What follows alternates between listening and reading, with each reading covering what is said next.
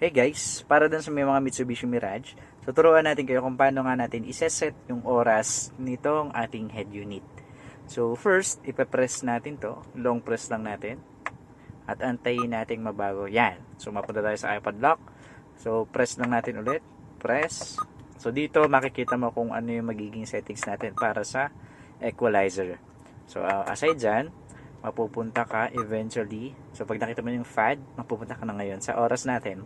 So yung oras natin nakaset siya ng 24 hours. Sorry. So yan. So 24 hours. So ganun din kapag i-adjust natin siya. So initially, kapag nag-appear siya, ang lalabas diyan ay yung ating hours.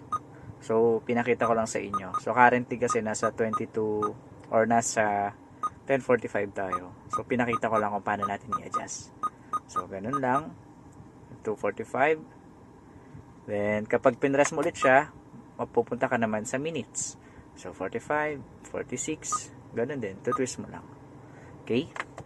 So, after nun, automatic, nakaset na siya. That's it guys. Kung gusto mo yung mga ganitong video, please like and subscribe to my channel. Thank you!